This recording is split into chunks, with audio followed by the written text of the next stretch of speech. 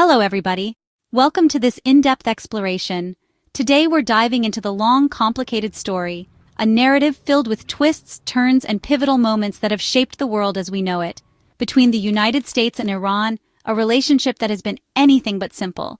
We'll be unpacking the key events and decisions that have defined this complex dynamic, a relationship marked by decades of mistrust, misunderstandings, and at times outright hostility. It's a story of shifting alliances and deeply entrenched perspectives, and missed opportunities, moments where dialogue could have prevailed, but ultimately suspicion and diverging interests took hold.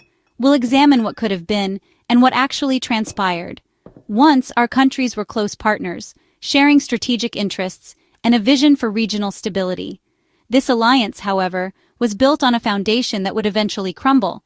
But the 1979 Iranian Revolution changed everything, ushering in a new era of ideological conflict and geopolitical realignment.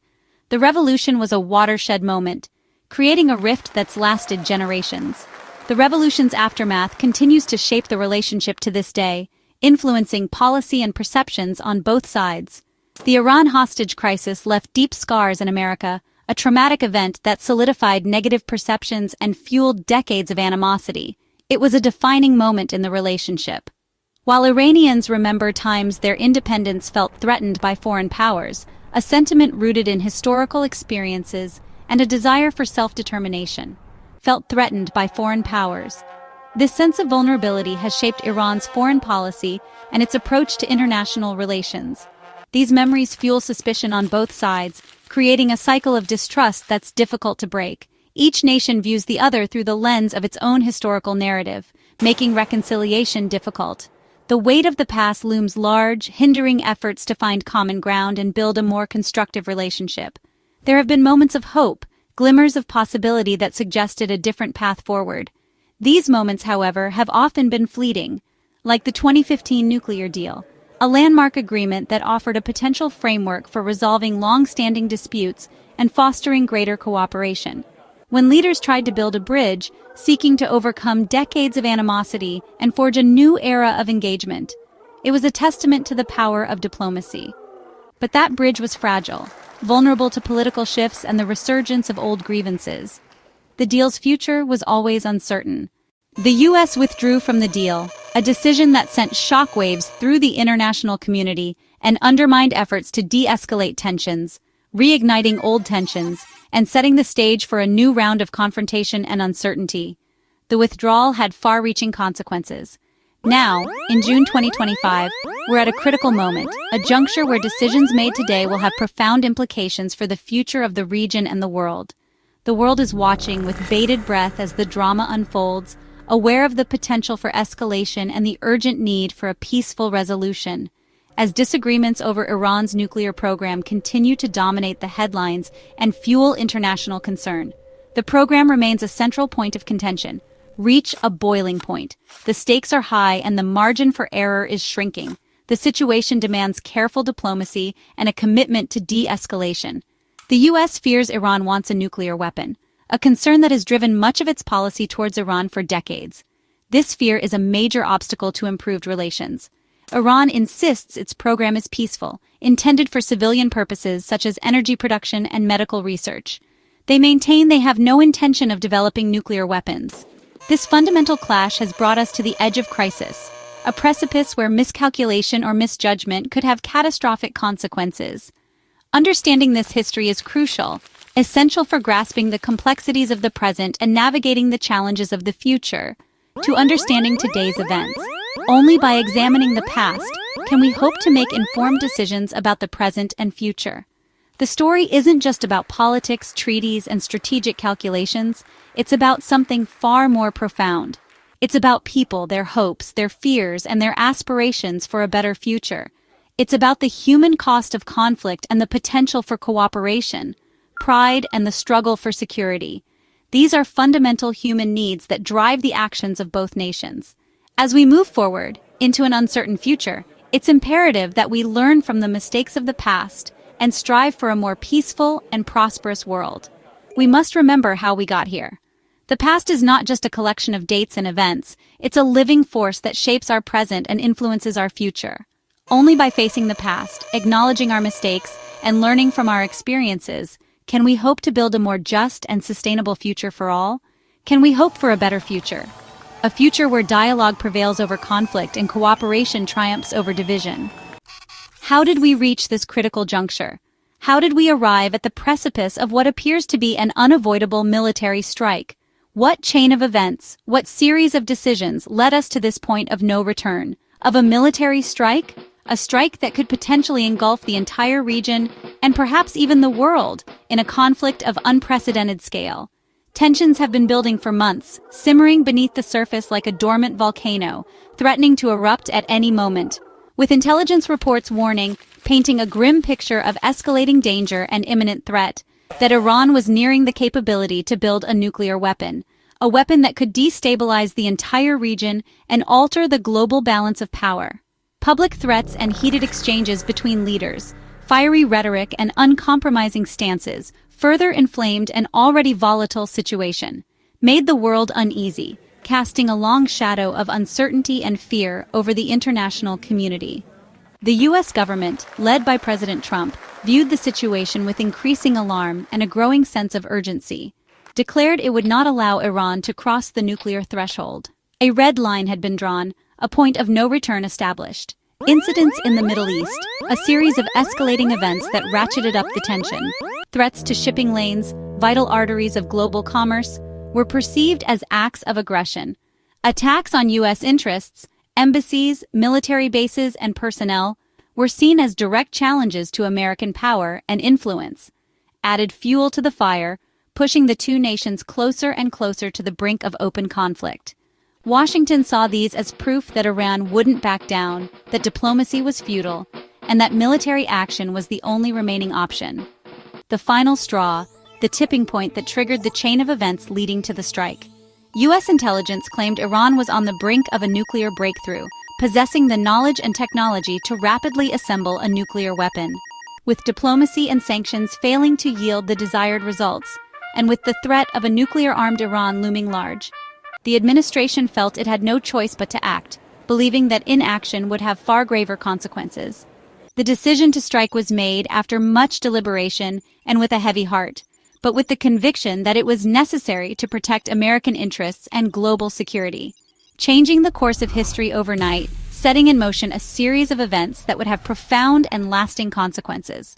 The world now faces the consequences of that choice, grappling with the uncertainty and the potential for further escalation.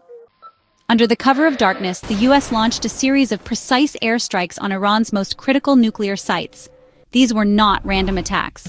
They targeted facilities like Natanz and Fordow, deep underground and heavily fortified. The Pentagon's goal: cripple Iran's nuclear program and send a clear message.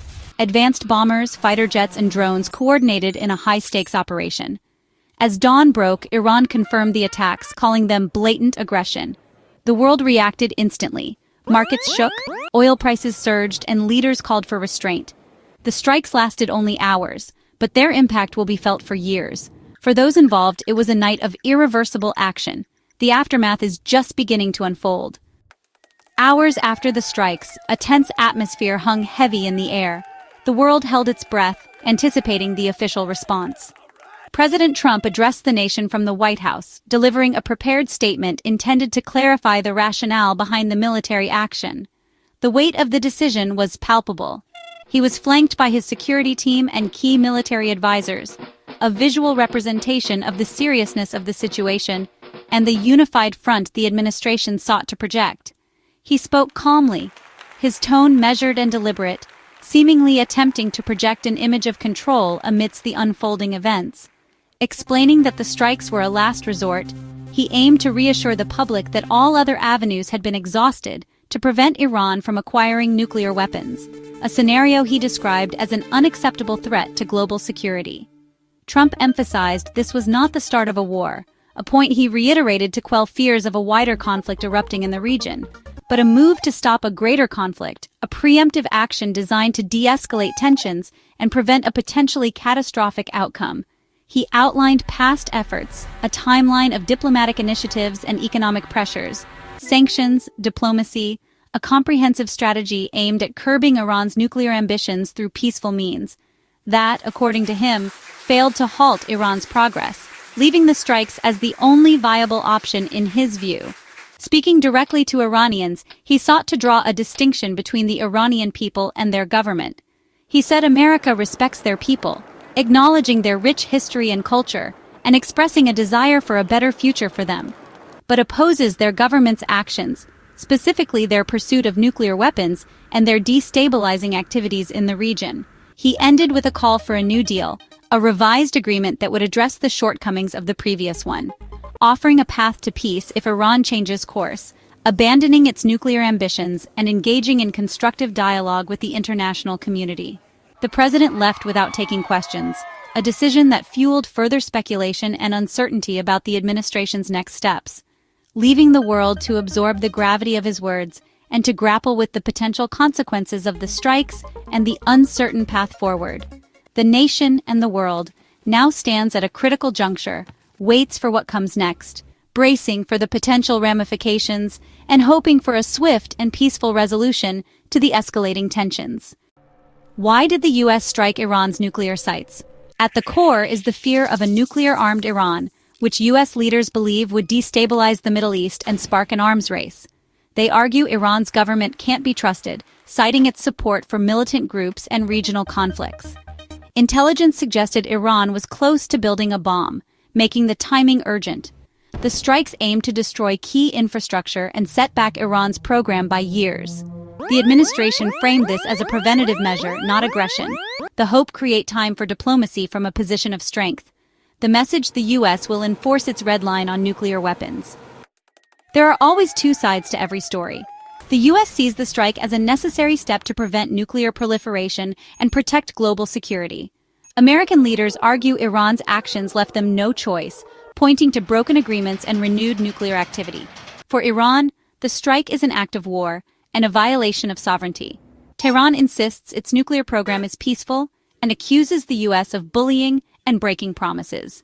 Many Iranians see sanctions and military action as attacks on their nation, not just their government. Both sides feel betrayed and mistrustful, making dialogue difficult. Understanding these perspectives is key to finding a way forward. The world is reeling with emotion. In the U.S., some feel safer and support the president's decision.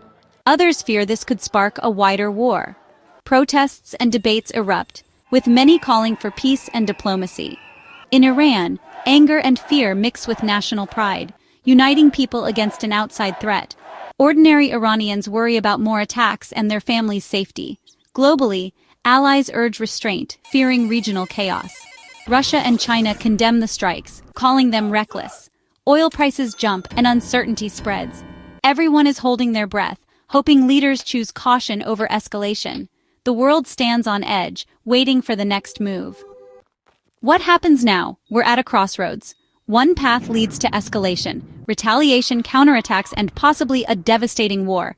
Such a conflict would cost countless lives and destabilize the region and the world. The other path is diplomacy. Difficult but possible. The U.S. says it wants a new comprehensive deal. Perhaps this crisis could force both sides back to the table. International mediators could help bridge the divide. Choosing peace requires courage and compromise from all leaders. The world must push for dialogue, not destruction. The stakes couldn't be higher. The choice between war and peace is now in the hands of those who lead. Strip away the politics, and we're left with people. Families in America, Iran, and beyond, all wanting safety and hope. Peace isn't just the absence of war. It's understanding, empathy, and the daily work of seeing each other's humanity. Violence rarely solves the problems that cause conflict. The events of these days remind us how fragile our world is, and how much depends on wise leadership. We must demand calm, reflection, and a commitment to diplomacy from our leaders. The dream of peace may seem distant, but every step toward understanding matters. Let's not give up on a future where breakthroughs replace threats. Every act of empathy is a step away from conflict. Thank you.